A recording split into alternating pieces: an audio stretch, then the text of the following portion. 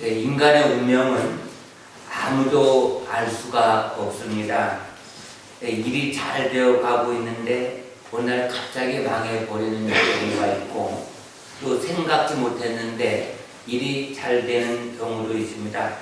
그리고 아직 준비하지도 못했는데 나의 삶 속에 죽음이 찾아와서 맞이할 때가 있습니다. 그때는 이미 늦어버린 시간입니다. 그러므로 지혜로운 사람은 자신의 미래를 바라보며 오늘 준비하며 살아갑니다. 사람의 운명은 자기가 어떻게 하느냐에 따라서 결정이 됩니다. 하나님은 모든 인간들에게 스스로 생각하며 선택할 수 있는 자유의지를 주셨기 때문입니다.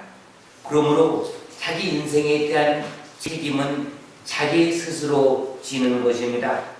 하나님은 인간들에게 수많은 시간과 기회와 선택권을 주셨지만 우리가 스스로 하나님의 은혜를 버리고 불의한 삶을 살아간다면 그에 대한 보응은 반드시 받게 되어 있습니다. 갈라디아서 6장 7절 말씀에 사람이 무엇으로 심든지 그대로 거두리라고 말씀하고 있습니다. 하나님은 사랑의 하나님이시지만 또한 분명한 것은 공의의 법을 지키십니다. 하나님께서는 행한 대로 갚아주십니다. 하나님은 교만한 자를 물리치시고 악한 자를 심판하십니다. 하나님께서는 회개하지 않는 자는 결탄코 거룩한 나라 천국으로 인도하지 않습니다. 하나님은 공평하십니다. 누구든지 예수님을 믿으면 구원의 은총을 베푸십니다. 자기 영혼이 살기 위해서 몸부림치는 자를 하나님은 결코 외면하지 않습니다. 이 세상에서의 짧은 삶을 마치게 될 때 영원한 세상에서의 자신의 영원한 삶, 그것은 무엇보다도 중요합니다. 왜냐하면 그 삶이 글자 그대로 영원하기 때문입니다. 그러므로 이 세상에서의 삶은 금보다도 더 귀한 시간들입니다. 나의 영원한 운명을 결정짓는 귀중한 시간들이기 때문입니다. 그러므로 우리는 세월을 아껴야 됩니다. 시간을 낭비해서는 안 됩니다. 사랑하는 성도 여러분, 우리 앞에는 항상 생명과 죽음이 있습니다. 하나님이냐 우상이냐, 좁은 길이냐 넓은 길이냐, 선이냐 악이냐, 우리의 인생은 끊임없이 선택하며 살아가고 있는데 이런 모든 것이 모아져서 우리의 인생이 영원한 세계에 들어갈 때 우리의 삶 전체 중에서 하나님께서 결정을 해주시는데, 하나님의 그 결정은 바로 내가 선택에 의해서 주어지는 하나님의 공의의 결정이라고 할 수 있습니다. 사랑하는 성도 여러분, 그럼 우리가 어떻게 살아야 됩니까? 천국에 들어가기 위해서는 우리가 세상에는 유혹이 있습니다. 때로는 핍박이 있습니다. 말씀대로 살기 위해서는 많은 어려움도 감수해야 됩니다.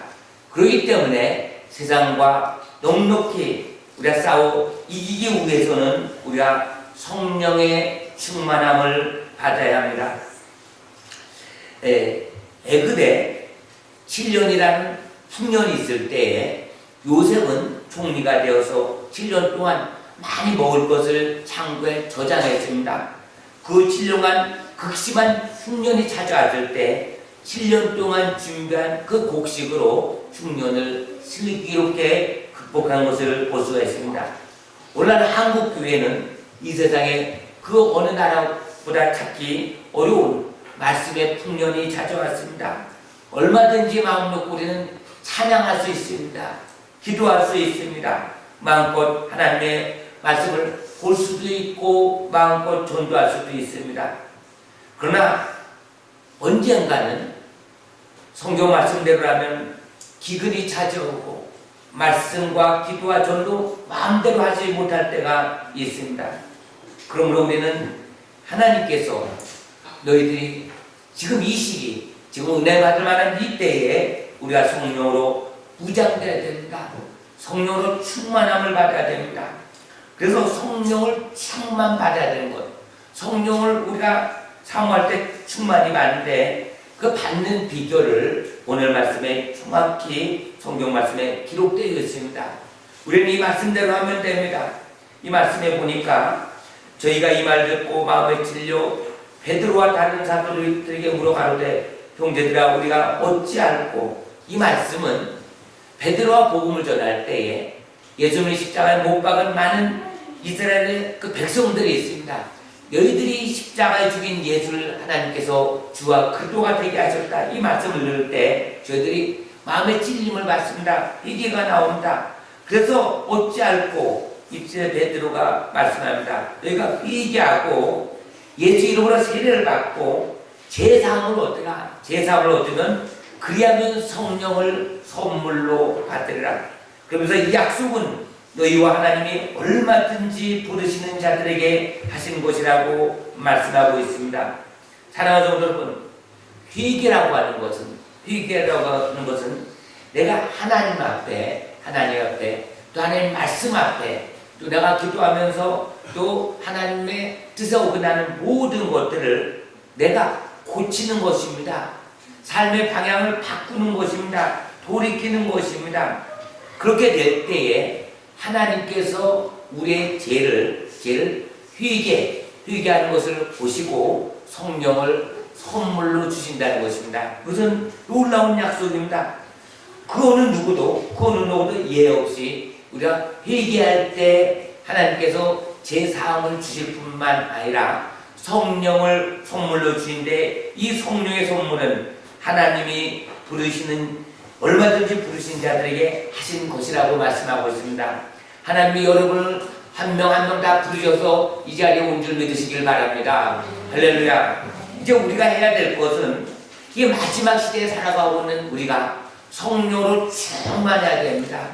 성령으로 충만하지 않으면 우리는 이 세상에서 아무 믿지 않는 사람들과 싸워서 선한 싸움을 싸울 수도 없고 오히려 저들에게 짓밟히고 욕만 얻어먹고 하나님의 영광만 가리고 결국은 이것도 아니고 저것도 아니고 맛을 잃은 소금처럼 밟힐 뿐입니다.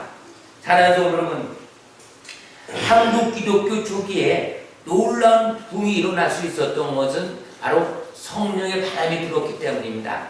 성령의 바람이 1907년도 불기 이전에 회개 운동이 평양 상대원교에서 일어나기 시작했습니다. 또한 사도행전의 초대교회도 성령 역사가 불듯이 일어난 사실입니다. 사랑하는 여러분, 우리가 왜 성령 충만 받아야 되는가? 성령을 충만히 받아야 되는 이유는 우리가 살아계신 하나님을 증거해야 되기 때문입니다. 또 하나는 하나님 말씀을 증거하기 위해서는 성령 충만 받을 때에 하나님의 놀라운 하나님의 역사로 말미암아 변화된 성도들이 교회에 모여서 주님의 몸된 교회를 위하여 생명 걸고 일하기 때문입니다.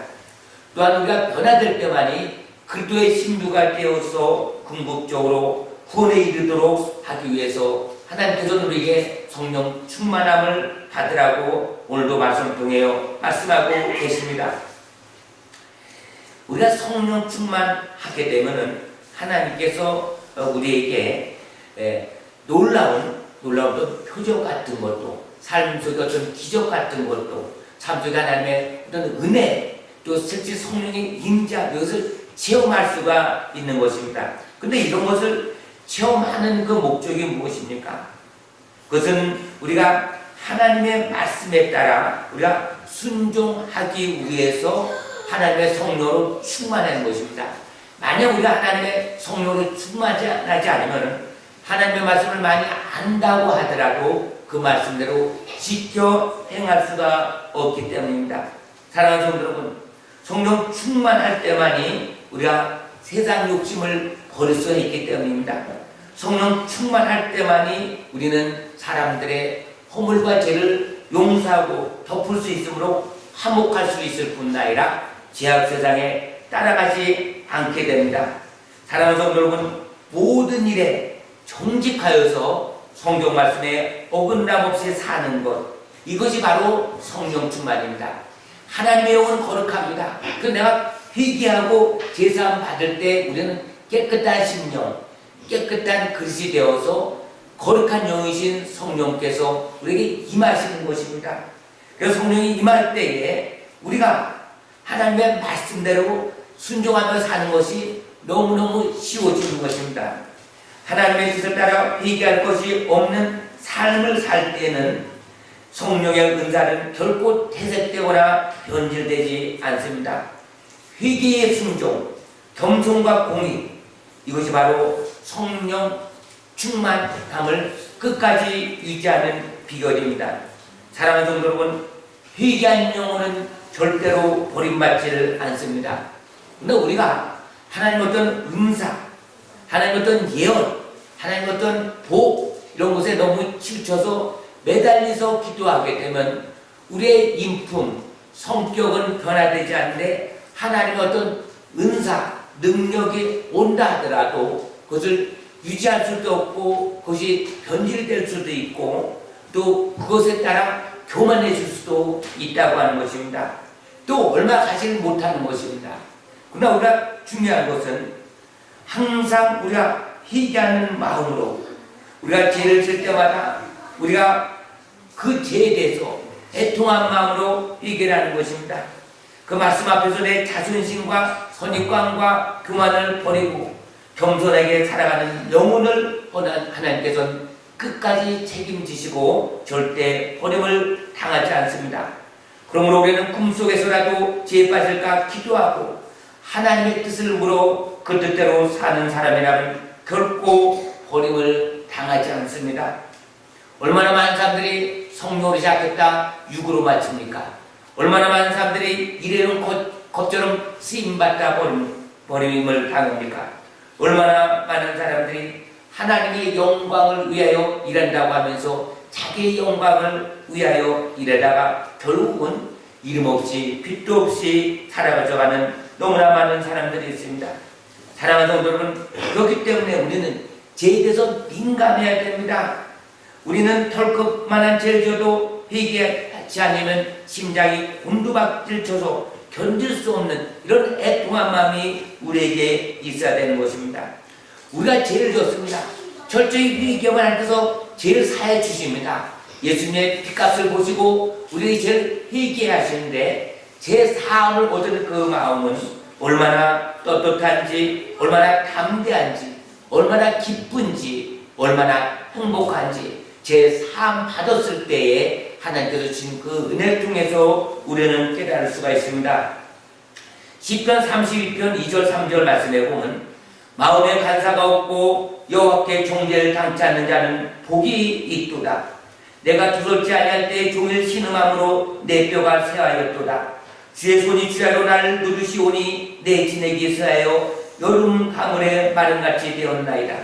내가 이르기를 내 허물을 여호와께 자복하리라고 주께 내 죄를 아뢰고 내 죄악을 숨기지 아니하였더니 곧 주께서 내 죄악을 사하셨나이다. 이로 인하여 무릇 경건한 자는 줄 만날 기회를 타서 주께 기도할지라. 진실로 홍수가 범람할지라도 죄에게 미치지 못하리라. 다윗이 죄를 짓고 난 뒤에 회개할 때에 하나님께서 죄를 사해 주신 후에 나타나는 그 마음의 그 고백이 이런 고백입니다. 내가 죄를 지었습니다. 그러나 하나님께 회개하지 않을 때, 토설지 않을 때 내 진액이 마른 것 같다고 말씀했습니다. 고통 속에 있었습니다. 그러나 죄를 철저히 회개할 때 하나님께서 그 회개의 기도를 받으시고 죄 용서함 받았을 때의 그 기쁨, 그러고 다시 하나님과의 영적인 아름다운 교제가 이루어지는 이런 하나님의 사람이야말로 복 있는 사람입니다. 할렐루야. 사랑하는 성도 여러분, 회개는 누가 합니까? 회개. 제가 지난 주에도 회개에 대해서 말씀하셨고 요번 주에도 이렇게 회개 말씀하시는데, 그래서 우리가 성령으로 충만받아야 하는데 성령 충만받기 위해서 우리가 산에 올라가서 부르짖어 기도하고 금식하고 새벽 기도하고 계속 하는 것보다도 성경 말씀에 회개해서 제사 얻을 때 성령을 주시는 이런 공식이 있는 것입니다. 너무 간단합니다. 회개 처리가 되지 않은 상태에서 우리가 하나님 어떤 큰 은혜, 복을 받는다고 생각할 때 그것은 상당히 위험한 것입니다. 사랑하는 성도 여러분, 회개할 수 있는 하나님의 성도들이라면 정말로 복된 인생입니다. 사랑하는 성도 여러분, 왜 회개를 할 수 있습니까? 그것은 바로 죄를 깨달을 때만이, 또 구원의 가치를 아는 자만이 회개를 할 수가 있습니다. 아무나 회개하는 것이 아닙니다. 구원의 가치를 모르는 자 절대 회개할 수가 없습니다. 내가 타인의 눈에 띄는 보면서 자기 눈에 들보를 보지 못하는데 타인이 행하면 지악이요 자신이 행하면 정당한 행위로 보는데 그 정당화시키고 합리화시키는데 어찌 진정한 회개가 나올 수 있겠습니까? 양심이 무디어지고 파이 맞은 사람이 어찌 회개할 수 있습니까? 이 회개라고 하는 것은 내가 자그마한 죄라도 성령께서 그것을 우리 양심에 거리끼게 하시고 마음에 어떻게 답답해서 회개 있게 할 때 회개가 나오는 것입니다. 사랑하는 성도는 그러나 이것을 내버려 두면 자그마한 죄라도 먼지가 쌓이면 굳어지는 것처럼 우리의 작은 죄라도 너무 쌓이게 되면 때를 놓치게 되면 우리가 무엇을 회개해야 되는지 생각나지도 않습니다. 치매 걸린 분들은 회개하라 그럼 죄가 생각이 나지 않는 것처럼 우리도 죄가 쌓이고 굳어져서 양심에 화이 맞은 것처럼 되면은 무엇이 회개인지를 알 수가 없습니다. 그래서 우리가 하나님의 말씀을 보는 이유가 여기에 있습니다. 여러분은 잠언 1장부터 5장까지 다 쓰였을 줄 믿습니다. 서로 쓰지 못했다 하더라도 한번 보시기 바랍니다. 이제는 6장부터 10장까지 우리 11월 한 달에 그것을 쓰면서 보는 거예요. 그 잠언이라고 하는 그 말씀을 볼 때 결론은 하나입니다. 결론은 하나입니다. 그것은 뭐냐면 하나님의 말씀에 거울에 비추어서 우리가 잘못된 것을 고치라는 말씀입니다. 아 말씀은 좋다. 아 말씀은 이렇다. 그런 것이 아니라 그 말씀의 거울이라고 하는 그 잠언의 말씀을 통해서 전도서의 말씀을 통해서 시편의 말씀을 통해서 또 마태복음을 통해서 성경 전체를 통해서 말씀을 읽을 때마다 거기에 비추어서 날 보는 것입니다. 그러나 성경 말씀을 보면서도 이것은 남의 얘기고 말씀이 이렇지 내가 지키지 못한다 한다고 할 때에 우리는 회개를 할 수가 없는 거예요. 그래서 우리는 다시 하나님께 처음부터 다시 돌아가는 겁니다. 아버지 하나님, 내가 그동안 십자가에 죽었기 때문에 이젠 내가 사는 것이 아니오 내 안에 예수 그리스도께서 사는 그 믿음으로 삽니다. 그래서 주님께서 말씀을 통해서 우리에게 주시는 그 생명, 그 말씀을 내가 지켜 해가는데 그것이 처음에는 힘들지만은 하나하나 우리가 회개하고 말씀대로 순종하며 하나님을 찬양하고 하나님의 영광을 위해서 우리가 몸부림칠 때 하나님께서 우리의 생각과 마음을 보시고 하나님께서 은혜를 주십니다. 은혜 받는 건 어려운 일이 아닙니다. 내가 마음을 정말 하나님께 드리고 예수님을 내 안에 모셔드리고 말씀대로 살 때 우리는 예수 그리스도의 생명으로 충만하여져서 성령으로 충만하여져서 그 충만한 마음이 거듭난 마음이요 또 결국은 하나님의 은혜 안에 그리스도 안에 있는 사람이기 때문에 결탄코 하나님께서는 하나님의 사랑 안에서 이러한 자 세상에 그 어떠한 핍박과 환난이라도 끊을 수 없다고 말씀하고 있는 것입니다. 사랑하는 성도 여러분, 우리가 두 가지의 그 회개가 있는데 뭐냐면 처음에 예수를 믿었을 때 중생에 대한 회개가 있고 또 하나는 우리가 성화에 대한 회개가 있습니다. 중생에 대한 회개는 한번 목욕을 다 하는 것입니다. 근데 한번 목욕한 자는 그 다음에는 손발만 씻으면 되는 것처럼 우리가 반드시 한번 겪어야 되는 것은 중생에 대한 회개. 이것은 뭐냐면 내가 예수를 믿었습니다. 그러나 예수를 믿었는데도 우리가 어렸을 때 또 우리가 부모에게 또 다른 사람에게 우리가 상처를 주고 또 죄를 짓고 또 이웃들에게 그런 모든 것이 이 믿음의 생활 가지고 또 말씀을 보면서 살다 보면 그런 것이 생각이 날 때마다 주여 그 영혼을 불쌍히 여겨주옵소서. 제가 죄로 인해요 내가 그들에게 상처를 줌으로 말미암아 그들이 올바른 믿음 생활을 하지 못합니다. 그러면서 그 영혼을 위해서 기도를 해주는 거예요. 어떤 분이 저에게 그런 얘기를 합니다. 연세가 한 90세 됐습니다. 근데 그분이 옛날에 아주 어떤 분에게 상처 준 게 자꾸 생각이 난대요. 그래서 그분에서 기도했대요. 그래서 제가 기도만 하지 말고 전화를 해서요. 전화가 도저히 안 되고 연락이 끊겨져서 몰라도 그래서 그분에게 통화를 해서 풀어야 됩니다. 조그만 죄라도 우리가 생각나는 것은 성령께서 생각나게 해주기 때문에 그것을 잘 처리해야 됩니다. 그래서 그분이 전화한다 그랬더라고요. 꼭 내가 암병 걸려서 죽을 때가 돼서 전화하는 것이 아니라 지금 살아있을 때 우리가 그런 것이 생각이 나거든 전화하는 겁니다. 찾아가는 것입니다. 만나는 것입니다. 그래서 서로 화해하고 푸는 것입니다. 이것이 화평 깨는 것입니다. 앞뒤 다 사람을 껴안고 포용한다 해서 이것이 화평 깨는 것이 아니라 그 사람과 나 사이에 하나님과의 관계 속에서 삼각관계 속에서 죄로 인해서 얽혀 있다면 그 사람과 풀어야 하나님과 나의 관계가 풀어지는 것입니다. 그래서 우리가 이런 것이 실지 회개입니다. 그렇게 될 때 우리는 다시 그런 죄를 반복하여 짓지 않을 수가 있는 것입니다. 행동으로 옮기지 않는 회개, 그것은 회개가 아닙니다. 세상에서도 보세요. 죄를 졌으면 민형사 처벌받습니다. 처벌이 뭐죠? 대가를 치는 겁니다. 벌금을 내든 감옥에 가든 하나님의 법도 이와 마찬가지입니다. 죄인들은 반드시 그 죄의 대가를 치러야 됩니다. 하나님께서 값을 치르셔서 우리가 구속해서 하나님의 자녀가 되었지만은 그러나 자녀된 하나님의 자녀로서 이제는 하나님 말씀대로 살아간다는 그 과정이 바로 사람과의 관계에 있어서 하나님과의 관계에 있어서 우리가 말씀의 거울에 비춰서 잘못된 모든 것이 있다면 회개할 때에 하나님께서 그것을 용서해 주시고 다시는 그 죄가 반복되어서 죄를 질 수가 없는 것입니다.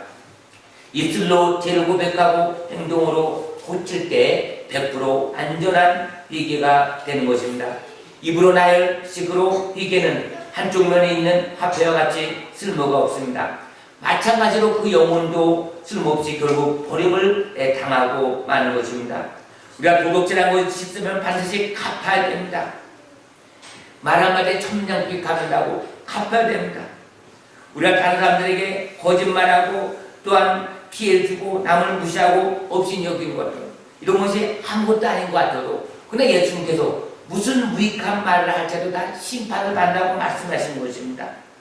우리가 행동적 회개를 우리가 다 하게 되면 모든 죄를 용서해 주신 하나님께 또 우리가 힘 닿는 대로 정성을 다해서 액수가 크던 작던 거기에 또 예물을 드려야 되는 것입니다. 속죄제라고 구약시대 때 죄를 줬다면 그 죄에 우리가 회개를 할 때에 거기에 맞는 예물을 드리는 것입니다. 많고 적고가 아닙니다. 형편에 따라서 1,000원을 바쳐도 또 10,000원을 바쳐도 1억을 바쳐도 하나님께서 금액을 보는 것이 아니라 정말로 내가 다른 사람들에 대해서 내가 회개한 것이 거랬기 때문에 하나님께 죄를 회개하고 그 사람과 만나서 해결하고 그 다음에 반드시 거기에 마음에 한 개 드릴 때 우리는 하나님 앞에 깨끗한 회개를 통해서 하나님 나라의 생명책에 우리가 이름이 기록되어지고 그것이 계속 유지되지만 그러나 우리가 행위록책에 우리의 죄가 회개되지 않은 상태에서 그것이 처리되지 않은 행위록책에 그대로 기록돼서 결국은 하나님 앞에 그 행위록에 의해서 우리는 심판을 받기 때문입니다. 사랑하는 여러분, 회개하려면 사람들은 다 듣기 싫어합니다. 고치라면 듣기 싫어합니다. 그러나 하나님의 말씀은 그렇게 할 때만이 하나님께서 우리에게 은혜를 주시는 것입니다.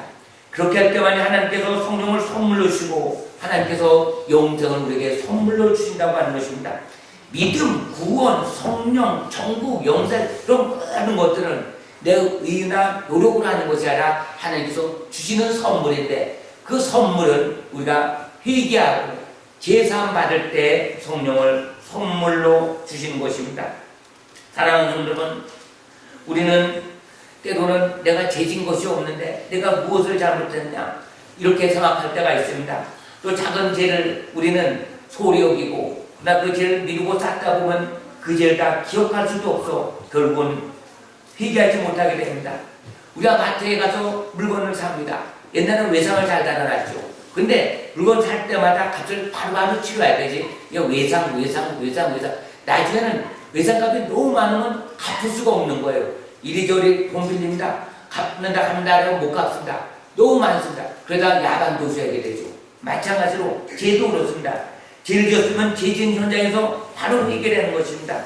사람과의 관계에서 그 즉시 우리가 잘못했다고 사과하고 용서를 빌고 또 마음속으로 생각 속으로 악한 생각을 했다면 곧바로 주여 그러면서 물리치는 것입니다.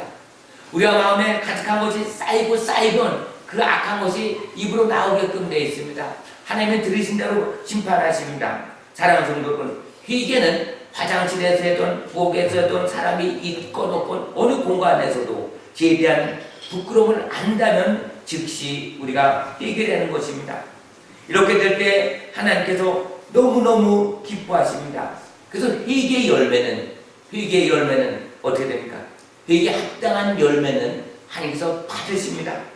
겸손과 모든 사람과의 화목이며 정직과 성실함과 도덕적인 거룩함에 이르게 되는 것입니다. 또 시간적으로 경건한 삶을 살게 되고 또한 긍휼과 자비와 함께 공의를 행할 수 있게 되는 것입니다. 그렇게 될 때 우리는 세상을 따라가지 않고 유행을 쫓아가지 않고 죄에 대한 중의심을 가지고 우리는 죄에 대해 온수를 맺게 되고 그러므로 우리는 하나님의 거룩하시니 너희도 거룩하라는 그 말씀, 그 성령에 거하는 전인 하나님의 몸, 우리 거룩한 몸이 정말로 하나님 앞에 드리는 그 예배, 산제사 드리는 예배를 통해서 하나님께서 영광을 받으시고 우리 삶 속에서 함께 하시고 정직한 자의 그 기도를 들어주시고 우리의 삶이 하나님께서 붙들어주심으로 말미암아 어떤 환난이 오나 어떤 경제적 어떤 곤핍이 오나 어떤 모함이 오나 누명이 오나 비참하거나 그런 상황이라 하더라도 넉넉히 하나님께서 붙들어 주심으로 말미암아 이길 수 있습니다. 이런 모든 믿음의 소유자들 되시기를 예수님의 이름으로 축복합니다.